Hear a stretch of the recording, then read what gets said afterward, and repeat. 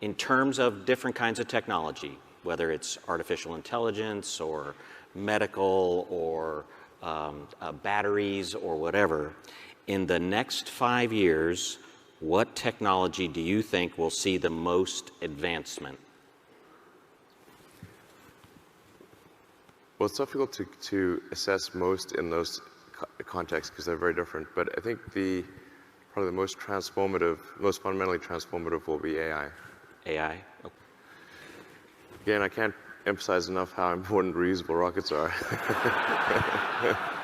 You know, you'll love it. It's great.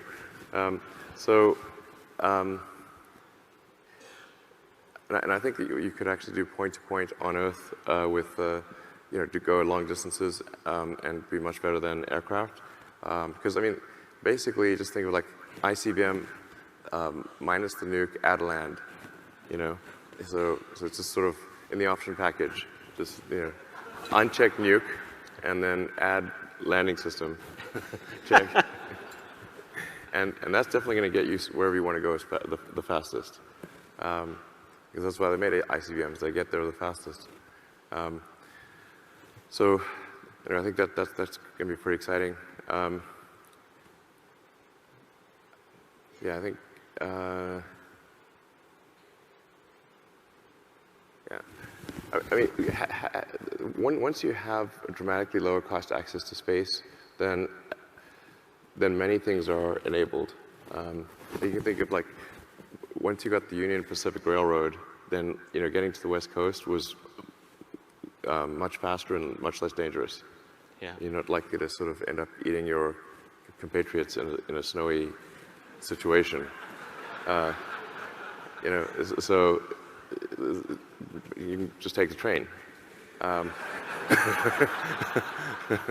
So, you know, in the beginning they thought, why the heck are they building that stupid railway?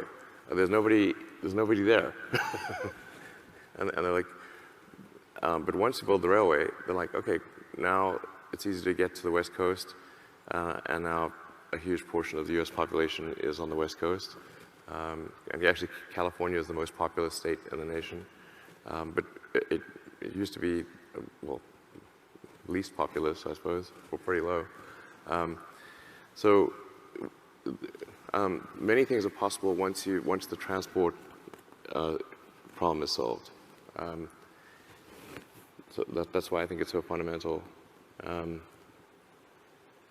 if you can't get there, or getting there takes a long time, and you can't risk, and every mission's got to work, then it's very hard to innovate. Yeah. It's got to be that, okay, some missions won't work, and the cost of running the experiment is low. That's why I'm harping so much on the cost of transport.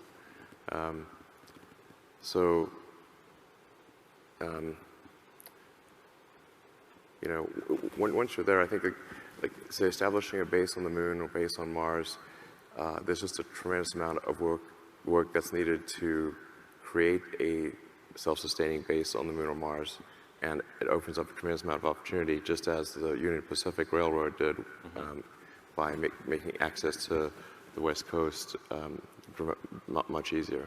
Okay. Yeah. I mean, outside of the space realm, I think there's still a lot of opportunity in tunnels. I've been saying that for a long time. And tunnels are great. They're really great. And the Boring Company is about to finish its first tunnel in Vegas. I encourage people to please copy the Boring Company, or do better. That'd be great. There's